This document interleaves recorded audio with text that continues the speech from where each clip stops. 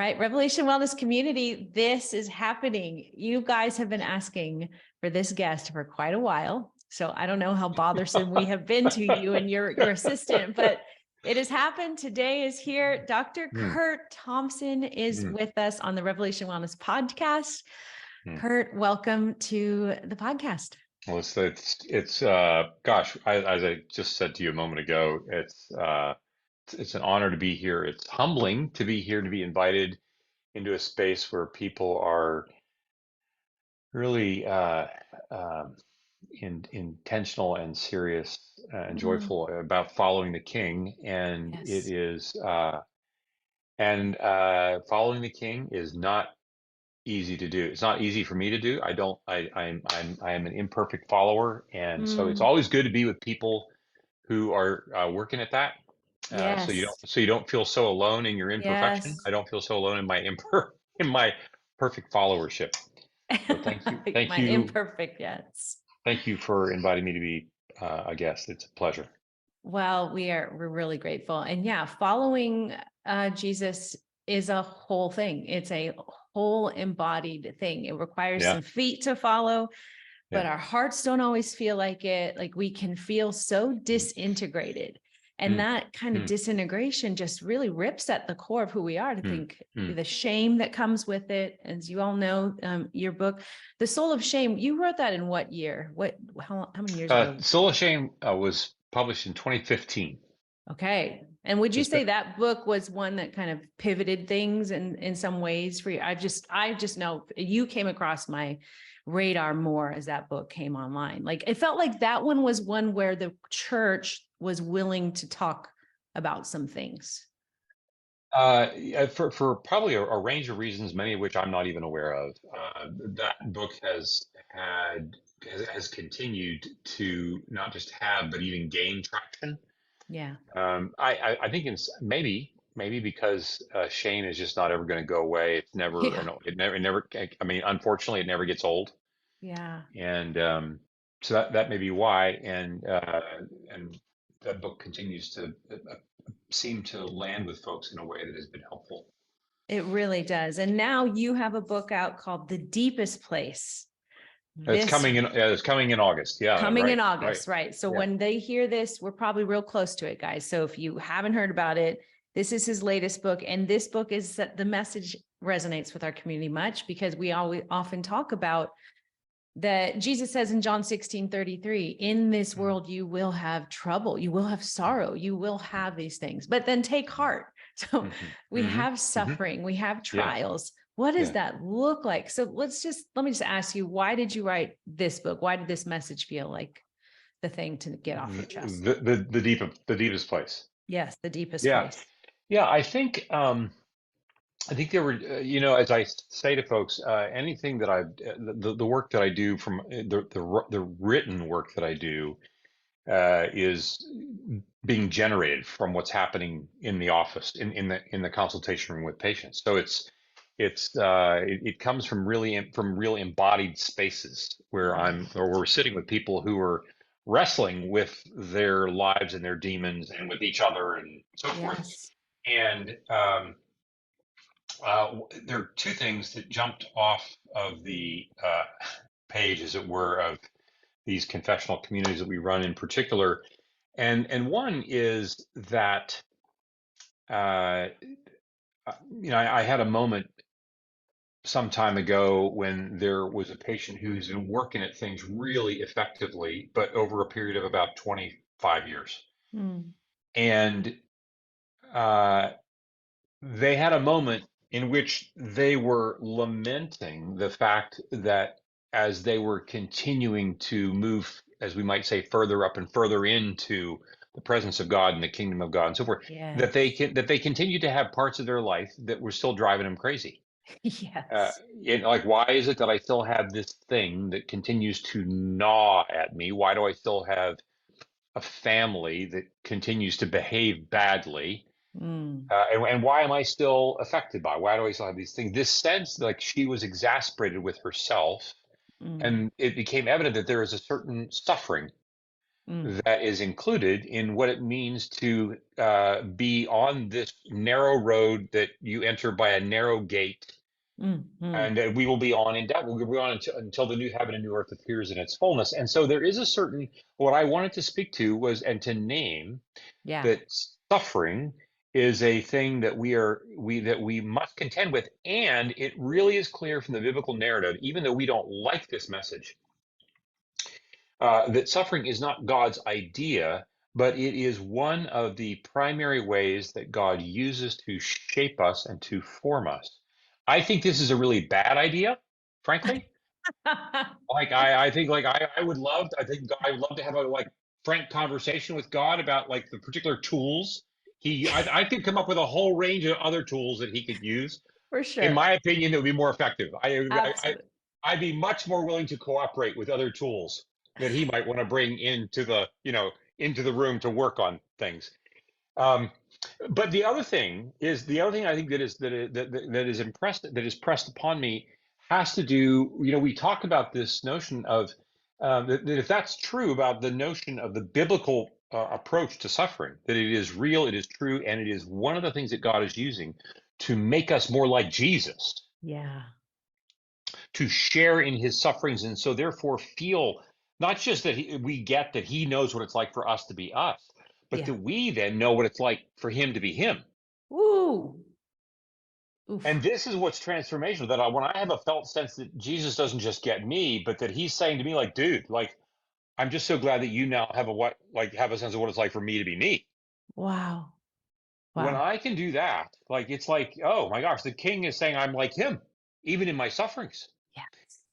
That is running juxtaposed with our living in a culture. And this is not new. This is as old as the third chapter of Genesis. But we have our own particular spin on it in our current cultural moment. And that is that we want to practice believing that not only, suffering should either be something we avoid or that we eradicate, but we at all costs we are practicing believing that suffering shouldn't be happening. Woo. That is a word. It Yes. shouldn't. It should not be happening. And so we have moved from, for instance, we've moved from helicopter parenting to lawnmower parenting, right? So now Wait, we were doing everything. lawnmower parenting. I haven't heard that. What's lawnmower parenting? Well, helicopter parenting is the notion that you are hovering over your Right. child, making sure your Yeah. child. Lawnmower parenting is you're out in front of your child, mowing the lawn, cutting the Oh. grass, making sure that Oh. you're in Oh. advance of your child to make sure I mean, the story that I heard not long ago recently from a local high school where parents are calling the teachers in advance of a child coming to school saying, I need you to meet my child at the front. These are not elementary school kids. These are high school students. Would you be willing to meet my daughter at the front door so that you can walk her to her class? And this is not a girl with special needs. This is a girl who's anxious. And okay, but I mean, Yeah. I'm saying, like, and of course we want to care for all the appropriate things, but it means that the tail is wagging the dog here. Yeah.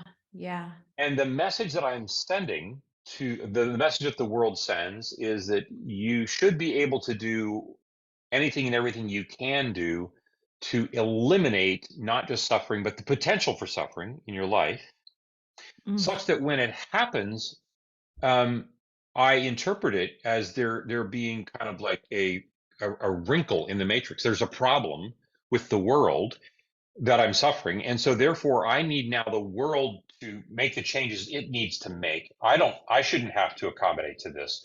I want the world to accommodate so that I don't suffer at all.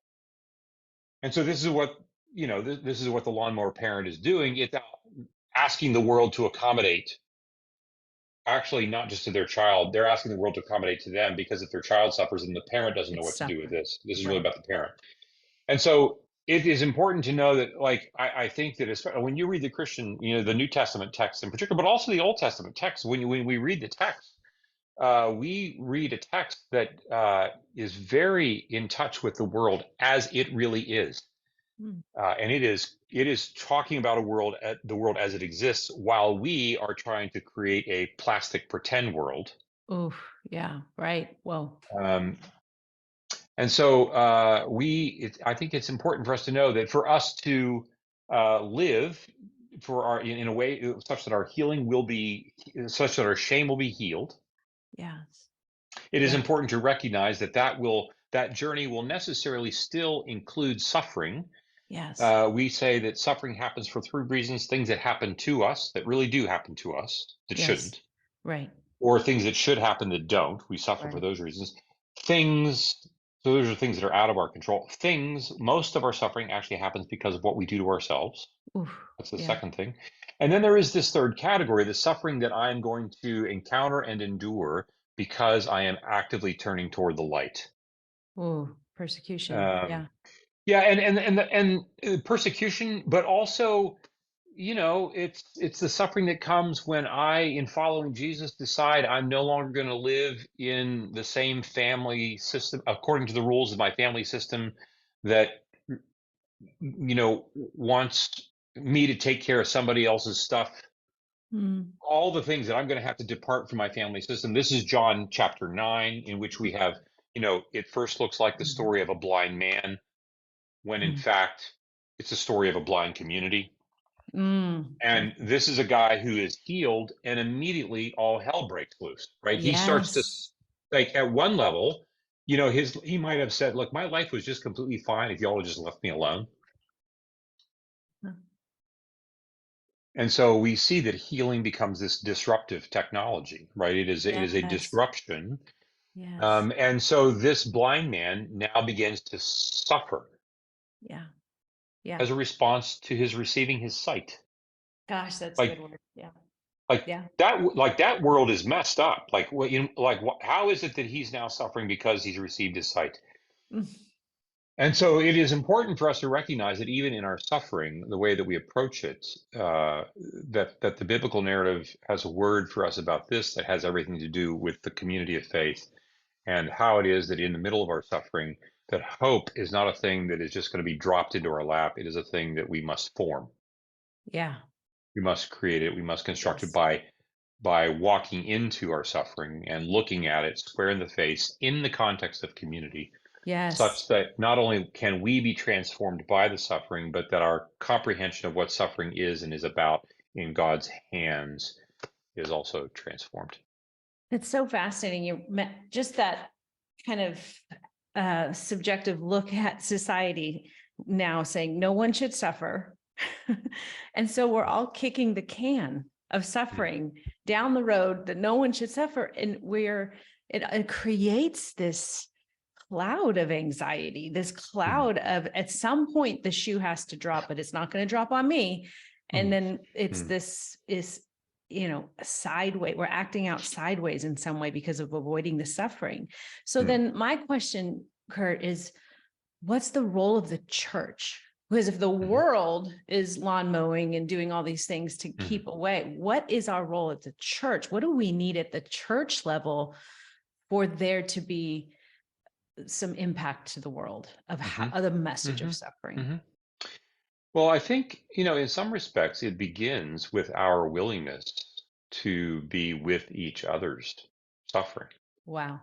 Like, I'm not trying to impact the world as much as I'm trying to just live with my brothers and sisters. I mean, That's a word. basically, Yes. Jesus Yes. said, look, the world's going to know that you're my disciples by the way you treat one another. That's how the world's going to know. The Uh-huh. world doesn't need you. The word, as you go, proclaim the good news. And the good news is that because of Jesus, everything is going to be put to right. But that would also require a complete transformation of how I think and live my life if I want to live in the real world that's coming. Mm. But part of what that means, and the most intimate and most kind of down in the mud kind of recapitulation of Genesis chapter 2, that God formed the man from the mud of the earth. Like, we're going to be the Mm. most intimate way that we form new creation and live out the new creation is what I do with my brothers and sisters in the church. That's good. So what does it mean for me to be a presence, be part of a community that is a presence for your suffering? And how can you be that for me? And that includes my suffering includes not just the cancer that I have, or my child is an addict, or, Yeah. my unfinished business with my parents. It also includes the feelings I'm having toward you right now. The Hmm. you that sits in the pew next to me and I don't like you, or you've done something to hurt my feelings, or you think politically different than I do, or you do or don't believe in global warming, or what your sexual ethics Right. are, or all the things. What does it mean for me to be in the room with you and to bring the parts of me that are afraid to come into the room because I'm afraid you're going to want to have nothing to do with me? And there is a certain suffering that I carry with that because of you, my brother or sister in the church. Like we That's are, like good. we become the source of our suffering. And so we have the opportunity to name these things and to Yes. say whatever it is that you bring into the room, I'm not leaving. Gosh, Whatever that's good. part of you that comes into like, I'm not leaving. We're going to name this. We're going to be present with this. You're going to name. I'm going to name, and we are going to trust that the Spirit is going to do the work that it's going to do. This does not mean, by the way, um, there are particular things that we might say. This does not mean that this is not to be equated with whatever it is that anybody thinks about anything is fully and behaviorally okay. Doesn't mean that. Mm-hmm. Um, Sitting with someone suffering does not mean, for instance, if you are in leadership, I mean, or like, you know, sitting with someone's experiences and feelings in which they continue to behave in a way that is inconsistent with the way we are called to live does not mean that we say, whatever you want to do is fine. Right. We're not saying that, because we might even say, because you want to continue to do what you want to do, which is not okay, I, with great love and with great loving kindness, say, that's not acceptable. Mm-hmm. And I'm going to get you, please stay, be with me. But like, it's not okay for you to continue to behave this way or to treat us this way or whatever. Like, but I'm going to say that to you with loving kindness. And Let me, so, yeah, okay, I want to interrupt there. yeah. Oof. Yeah, my heart is beating so fast. This is so good. Um, what are the practices? How does a person show up to a table? And I don't agree with you. I'm not Mhm, affirming what you choose, but I also choose to love you. I choose to mhm, value, honor you as the image bearing mhm, person you are. mhm. Why is it that, what are we lacking to get there? Or I don't know. I guess I'm just asking, what does that look like to be in that environment of, we're very different, and my preference would be for something else, but I Right. still want to be at this table with you. Right. Well, I mean, again, I think that this is not, how it is that we are at a point where that's difficult for us to do, Yes. has been a function of not just what we think theologically and so forth. It is a function of the progression of 500 years of modernity. It's the Mm. progression of things that Charles Taylor in A Secular Age would write about, what Carl Trueman writes about, uh, notions of the larger story that we believe is true about the world that is being told, and the voices that tell that story are not biblical voices. They've Wow. Yeah. come from a range of different people, and one of the in our current moment that is that we're living with, the result of how a particular story has been told, is the story in which we believe that no one should have the authority to say anything to anyone with authority. Mm. Now, we don't live like that. So, for instance, if I'm driving down uh, Langston Boulevard here in Arlington, and I kind of like end up running 42 miles an hour in a 30-mile-an-hour zone, and the police officer pulls me over, I'm not going to say, I don't really believe you have the authority to do that. I'm just going to keep going. Oh, no, no, no, no. Like, Gosh, I'm like, no, goodness. no, no, I'm gonna live as if somebody else has the authority to tell me what to do. There are many respects in which we still live as if authority is a real thing, and there are certain people who have authority, like we, Yeah. Yeah. and at the same time, Wow. I mean, this has been written about, and other people who are far more informed than I am about these things. But the whole notion that we live in an age in which there's such great institutional doubt and anxiety, right? We Mm. have doubt in our institutions across the board. So government, church, school, and it is we live in an age in which what Taylor would call expressive individualism, this sense that I, as an individual, am the final arbiter of my Mm. destiny. Mm. And Mm. so, but the church actually isn't like that. The church is a real Mm. institution because, as we say, every institution in the world that exists, that has ever existed, whether you're talking a school, a church, a business, government, is modeled after the family. Wow. The family is Good. the primal That's interpersonal good. neurobiological institution from which everything else is modeled. And by that, the family has authority in it. Oh, yeah. Ideally, technically, it may not be in many families. It may not be two, but many. The most modeled families are like two person, two Yes. parent family Yes. Yes. who are working together, Yes. and they decide where we're going on vacation. Yeah. And now they may ask their 17, 13, and 11-year-old children, like, oh, here's some things that we're thinking about vacation. What do you think? And at the end of it, they give their input. But at the end of the day, mom and dad are making the decision. Yeah. And there is an authority that is accepted, and this is the way, Yes. because like children need this. They know that you don't. No. So we get that. We don't have to belabor that. But the point is that we are unable to look, the idealism that there was such a thing as complete and utter democracy in ancient Greece, like that's just not true. Yeah. Historically, it's not true. There are certain numbers of people who were allowed to, but not everybody got to be part of that democratic movement. Yeah. Yeah. Right? Slaves didn't get, right. Yeah.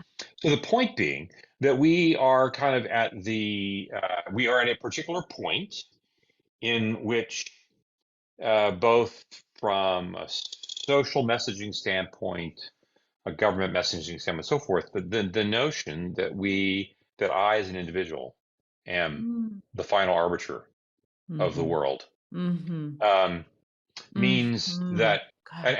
and that is the dominant story that is even telling the story within the church, That's good. that nobody should be able to tell me how to live my life, especially when it comes to certain things like sexual ethics and gender and blah blah blah blah blah. Like I shouldn't be able to do that. Mm. Certain things that were like that don't really cost us anything, like sure, you can tell me about that, I'm happy to cooperate, but the reason I cooperate is because I also want to do it. Mm-hmm. And Mm-hmm. it's in that way, authority is kind of more like a vapor. Yeah. Then we have certain churches that react to this by becoming fairly authoritarian, and there's a whole boatload of trouble That's right. with that. Goodness. Right, and like unspeakable horrors that people, but also like that's also not new, right? Jesus said to the Pharisees, "You go to the trouble to make sure that people keep the Sabbath and that people do this and this and this, but then your parents who don't have enough food to live on, you're like, sorry, can't help you. Mm-hmm. Mm-hmm. Like you strain a gnat and let the camel walk in the door." Yeah. And so like it's not like this is new.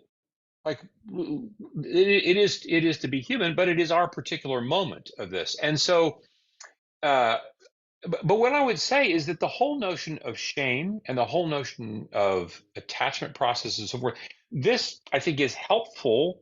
This helps inform what the Mm-hmm. biblical narrative has been telling us. Yes. Yes. It Yes. helps inform and helps us recognize that in order for us to flourish, Yes. it requires authority to be in my life, Yes. including authority that will tell me things and will help reveal things to me that I don't want you to reveal.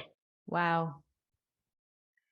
And my shame is part of what drives my not wanting you to reveal this.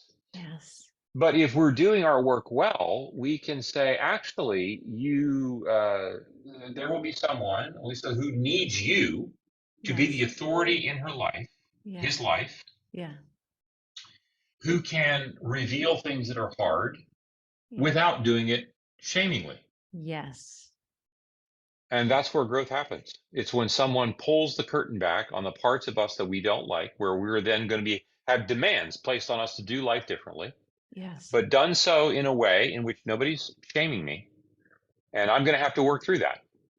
Yes. I mean, this is the fourth page of the Bible. This is chapter 4, where Mm, God says to Cain, why has your kind like, okay, this has happened. It's true. You have a test before you.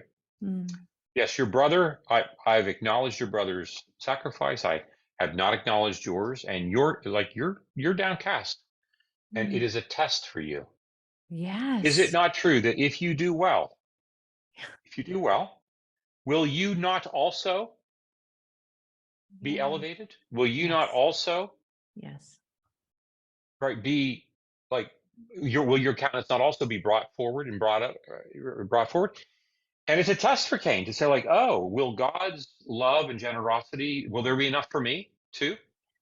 Yes. And then God says, but sin is crouching at your door like an animal, Mm, just like it was for your parents. There was an animal in the garden. mm, Sin is crouching at your door like an animal, mm, and your job is to master it. Your parents didn't master the mhm, animal in the garden. mhm. You have an opportunity to do something different. And if you do, you will become more than who you are.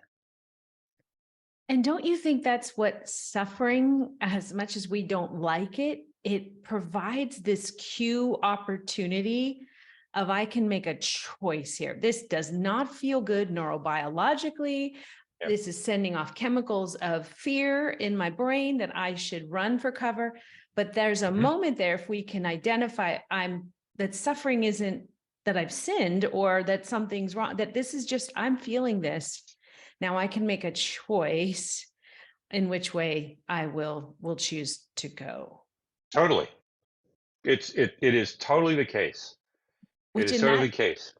case, suffering, how do we help people unmask suffering to actually see it's a tool. It's a, I work with bodies Hmm. and so how do bodies grow? With tension. We actually work against gravity so we can be upright. The Lord, in terms of gravity, that's what actually helps me to be upright, even though I feel it. And that's why I need to lay down at night because I can only hold it for so long. It's tension. So if we are able to recognize it more as this is just part of the human experience, then we don't run from it and make messes. So Right. And I would say to our listeners, to the folks who are benefiting from the work that you do with them mm, and the support that you're offering in the body work that you do, mm. my guess is that they would say, "Oh yeah, she is helping us. Like I'm able Yes. to I'm able to do this." Now I have there is a certain distress. There is a certain painful portion of work that I'm going to have to pass through that only I can pass through. But if she's in the room, I can do this Wow. Yeah. and I will do this. It It's true. belongs to me, but not me by myself. I'm not doing it by myself. And then It's once true. I have done that, you also have the opportunity to remind people, like, I want you to pause and I want you to pay attention to what you've just done. Yeah. I don't mean just that you're standing upright. I mean, I want you to pause and recognize that you have passed through a really hard place. I want you to review this. Amen. I want you to be It's good. mindful of this Yeah. because there will come another time when you're going to have your next round of this. And I want you to know in the same way, I will be with you then, like I was here. And I want you to know you can do hard things. Yeah. Yeah. It does And feel like it does. It's a privilege to be with people in their physical reality for me, because it sends messages. Pain is real. We feel that.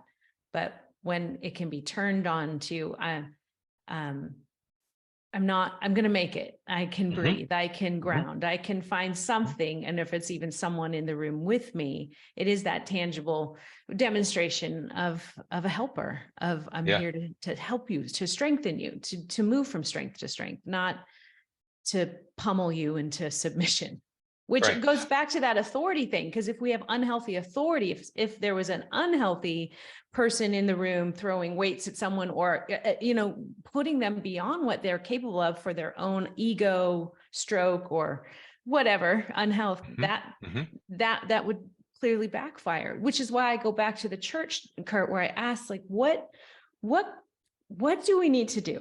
Okay, if you don't want this aired, you can say strike that. If you were going to start a church community,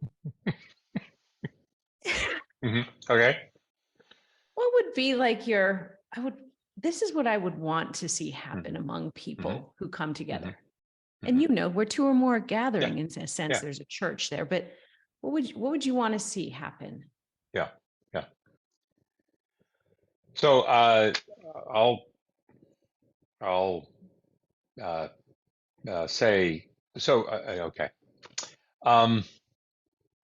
We've often said we do this work of what we call confessional communities in this work in the book that followed The Soul of Shame, the title The Soul of Desire, that came out in 2022.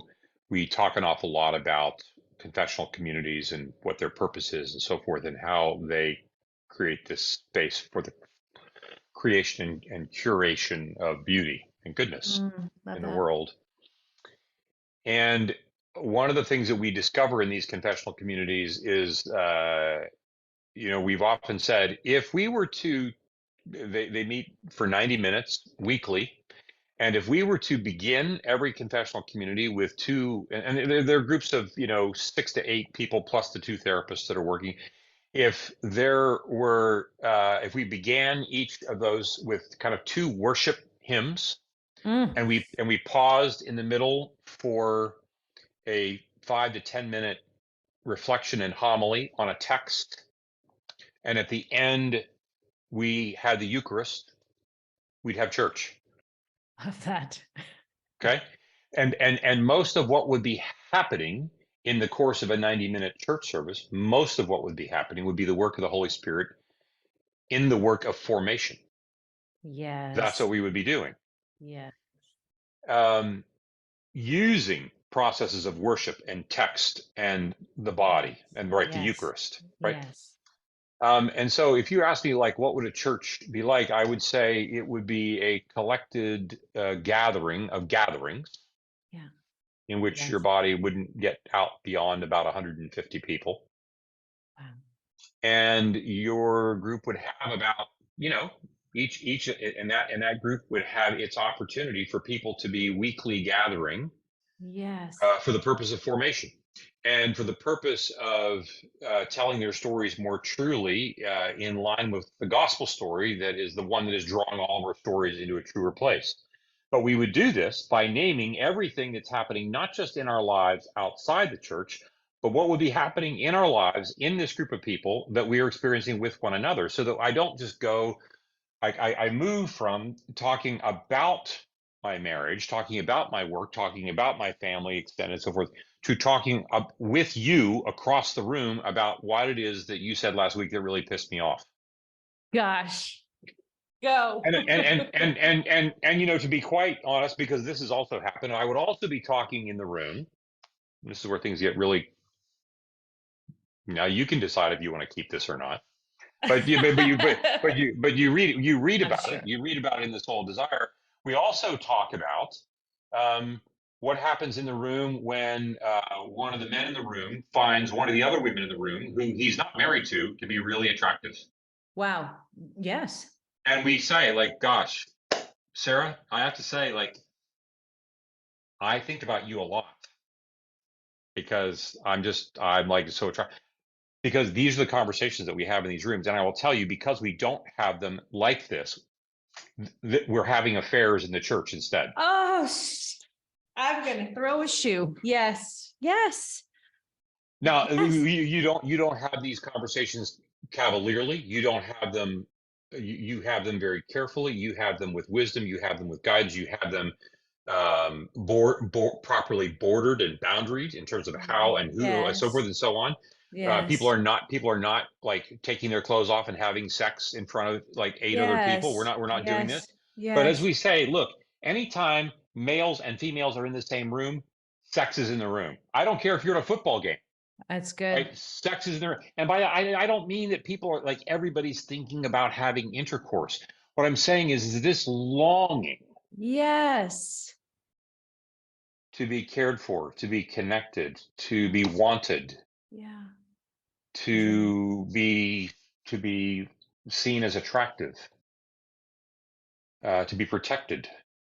It's in the We room. it's I mean Genesis chapter 2, So verse good. 25, and the husband and his wife were naked and unashamed, standing on the precipice Mm.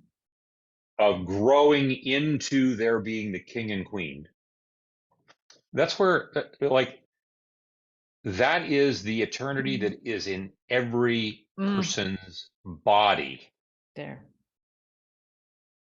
And evil just wants to continue to exploit it.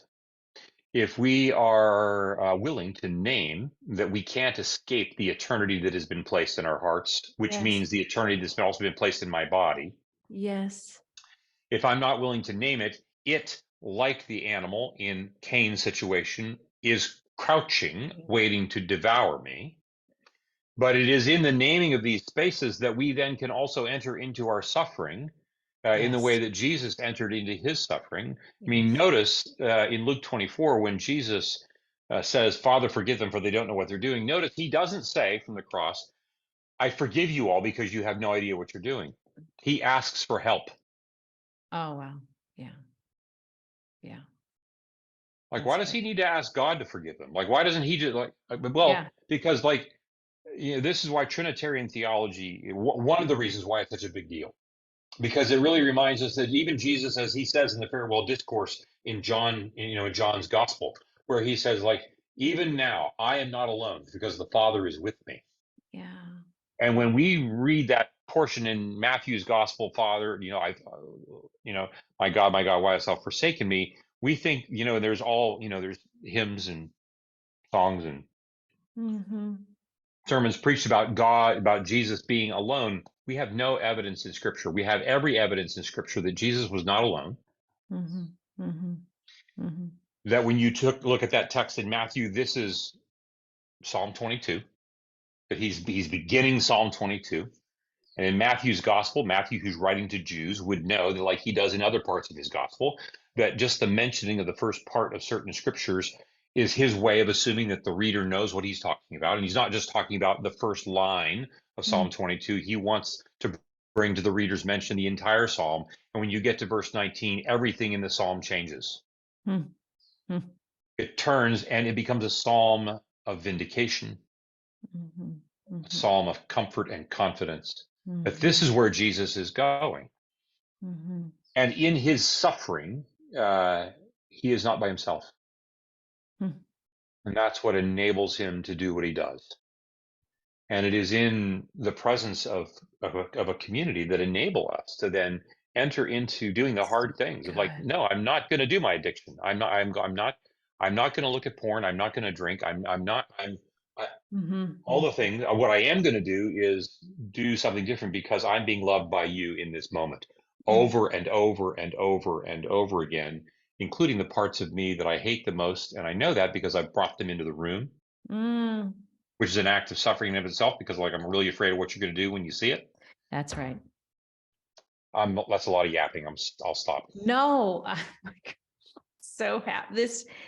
You're saying things that have not been said that I've said that's no one's talking about these things. It does feel there's a lot of theology. There's a lot of great biblical teaching. I'm so grateful for how much access we have to the Word of God and the good theology, but it's not getting into the room. It's not getting into the body. It's not getting into, but I'm feeling this in my body. I'm experiencing sexual attraction. I'm experiencing this hate of my body or whatever that is. I think I'm contending so much for the honest conversations of how do we embody this life of repentance and confession and regeneration and redemption in a way that is real. And so everything you're saying just hits on something that we prize in this community of, we do hard things, kind of do hard conversations. And I want to also just validate what maybe for our community as well. So we have, I love that confessional community. When we put people through the coaching and training, so we teach people these concepts to go out and help others who are hurting with their bodies. And we primarily women come through. Primarily people generally think of fitness and coaching as it's a more of a female thing generally, but men show up. So we have a few men that will come through training every time. For every 100, we might have 10 men. And we're always so grateful that the men show up in the room. But we get kickback sometimes because the men want their own group. Like the men want, well, we just want the men's group, because we put them in small groups as they're going through training, groups of 10.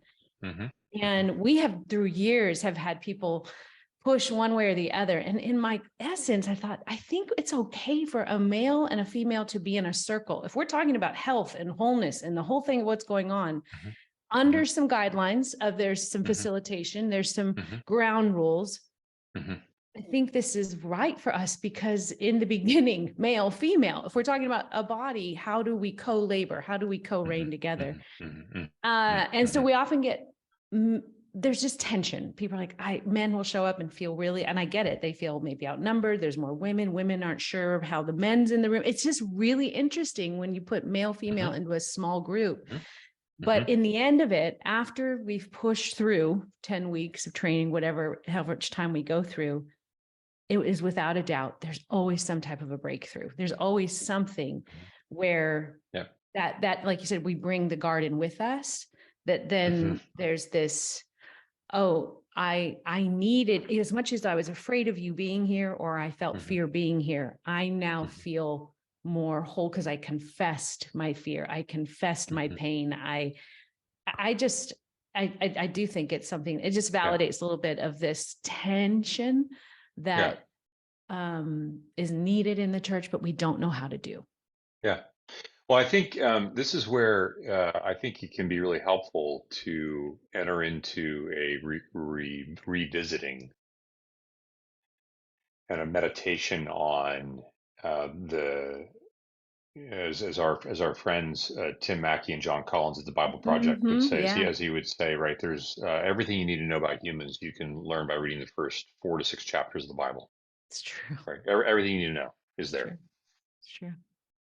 One of the things that I noticed is that this experience that you're describing, yes, is a revisitation of the second half of Genesis 2 into the first third of Genesis 3. Okay. It's a recapitulation of all that. This notion that the first wound of the Bible takes place in Genesis 2. Right? Tell me where which Adam, one. Yeah. It's like Adam, like God puts him to sleep, but gives him a chest wound. Wow. That's right. Now it says that he closes up his flesh. The second wound of the Bible is 1 chapter later, when the snake is talking to the woman. This is before any fruit gets eaten. And in the story that he tells the woman, he's indirectly wounding her while he talks about God. Right? He says, God doesn't want you becoming like him, which is just another way of saying, you're not actually nearly as important as you think you are. You're not really loved in the way that you think you are. The difference is the intention. The wound that Adam sustains is for the purpose of God to bring to him. The Hebrew word for this is the word that eventually out of which grows the word for city in the 4th chapter of Genesis, to bring for him a helpmate. And this word helpmate is not like a sous chef. It's not like your 10-year-old who's helping you clean up the kitchen.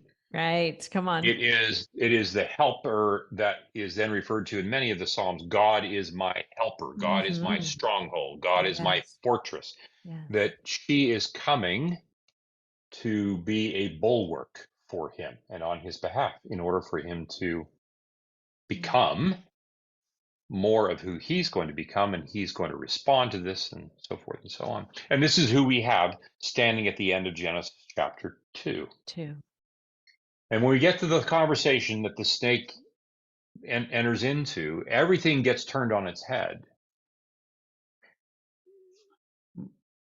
Adam says nothing. Hmm. And as it turns out, the snake, Hmm. uh, you figure we're going to, and the metaphors are not lost on us, right? Adam is formed from the mud, soft, pliable. Hmm. Eve is formed from bone, harder, tougher, more durable, right? This is, I mean, you look around, like everybody does hard things. Everybody does hard things, right?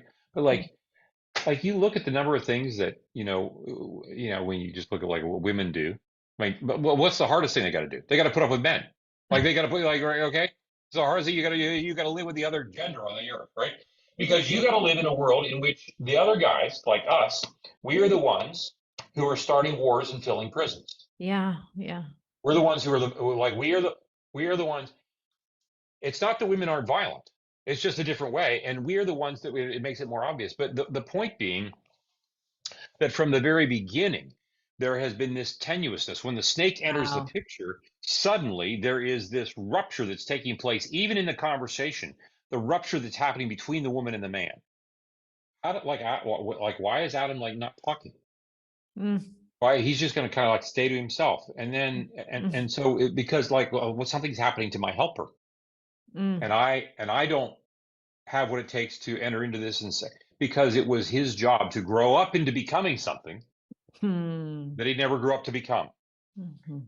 Never grew up to become. And so what these communities do when men and women are together, Yes. they are having to revisit their first parents. They are having to revisit the part of Adam and Eve that inhabit each one of us, Yes. and all the things that happen in the course of those two chapters, and that have been passed down generationally, and particularly in each of our, like my parents' parents, and all those kinds of things. And we are given an opportunity to come to the table Yes. and name the things that we want and name the things that we're afraid of, um, so that our words become extensions of the longings of our physicality. Yeah. So even when I'm sexually attracted to someone else, you say, yeah, I think of you, and I'm aroused. So, and you say, like, okay, fair enough. Yeah. And what's that telling you? What is it that you want? Well, I want to take you to bed. Yeah. Because why? Yeah. What are you hoping for that to do? Like we all know that when, Yes. like sex is it has its own rate limiting step. You have orgasm, you're done. Yeah. You can't just get back on and do it again in the next 3 minutes. So You can't do it. Right? It's got a rate recovery. limiting step. Right. Recovery And so, needed. all right, because what is it that you want that is beyond that? There you are. What is it representing that you really, really want? Wow. Yes. That even the act of sex can't deliver on. It is not sustainable. It's built into the fabric of the creation, that the creation itself is not sustainable. Only relationships are, and ultimately only the relationship with Jesus is. Yes. And everything that is beautiful and good and even arousing is pointing to our longing to be longed for without being consumed. And that makes suffering doable, That's it. endurable. That's it. I can endure for this. This is the That's great it. love. It's it. That's it. That's so good. But if I don't name this, I end up acting it out just like Adam and Eve did, just Mm-hmm. like Cain did, Mm-hmm. just like eventually King David does with Bathsheba. Mm-hmm. For all of his success, Mm-hmm.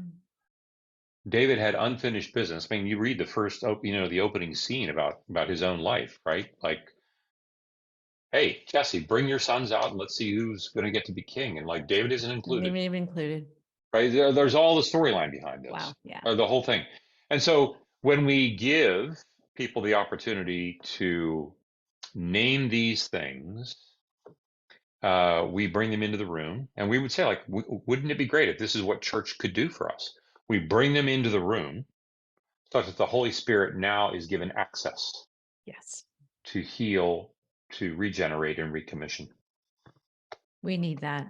We need that. Yeah. Oh my gosh. Let it be so, God. Help us. Curt, I don't want to take up your whole day, but I could take up your whole day because I'm on the edge of my seat with the things that are getting manifested just through your words, the things we're not talking about, the things, the naming it, the things we do need. So all I can say is keep doing what you're doing. Please keep writing books so that I can have you back on and we can talk about the things everyone. I didn't even get to more than half of my questions because I was drawn into this is going somewhere. Let's go there. So thank you. Thank you for being here, Curt. Oh, yeah, you're most welcome. It is. I mean, thanks be to God for the work you're doing.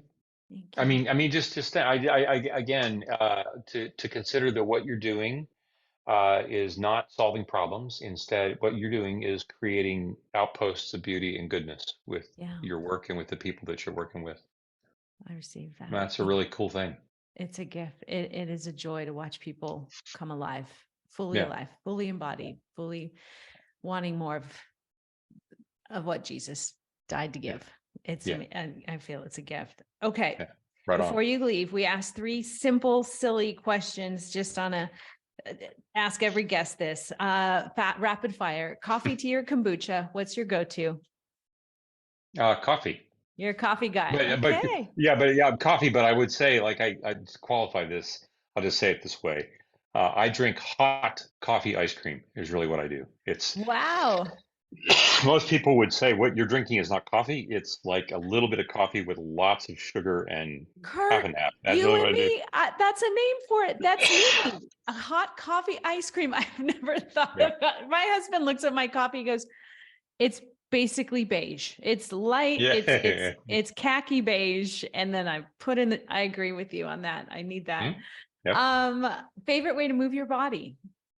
Favorite way to embody? I will say this. My favorite, I have 2 ways. Well, the way that I historically that I moved my body the most was I grew up in a basketball playing family and played frequently, routinely 1 to 2 times a week up until about 5 or 8 years ago when my knee just couldn't take it anymore. So that would be the category. So hooping would be the number one. Love that. I also have had when I knew that those days were coming to an end, cycling is another thing that I like to do. And then one of my favorite things to do, my wife and I, more days than not in the course of a week, walk together. Yes. It's just really, walking is just a really great thing. Just really helpful thing. So that's what I do. That's what I do. And I have the best walk and talks with people. I actually will take some people I get the pleasure of personally working with. I don't get a lot of time to work personally with anyone anymore, but once in a while I'll work with someone personally. Favorite thing, take them. They'll be over in Texas somewhere. I'm like, let's schedule a walk and talk. Yeah. And I'm actually still training them in their body. Can you feel your feet? Can you breathe? Like just kind of embodying as we're walking, and then we'll talk, and then we'll drop into the body, and then we'll ask the Holy Spirit something. It's just, I think it's such an opportunity. It's a gateway into a deeper thought and deeper heart space. So love that. Yeah. Okay. And then final question, what do you want people to know? If there was only one thing you could say about Jesus, what would you want people to know? Oh my gosh. All you get is one thing. You get one thing.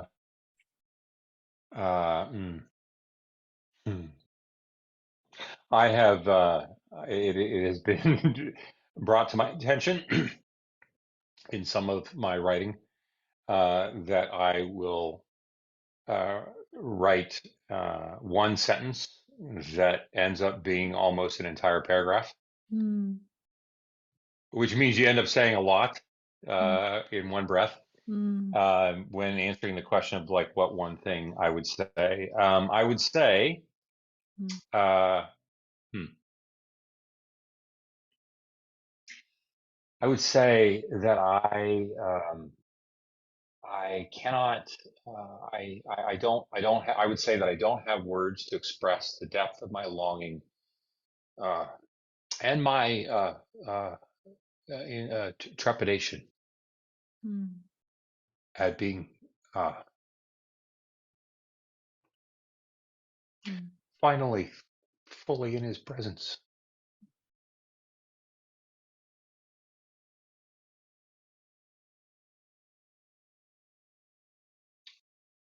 To think of it as both exhilarating and terrifying.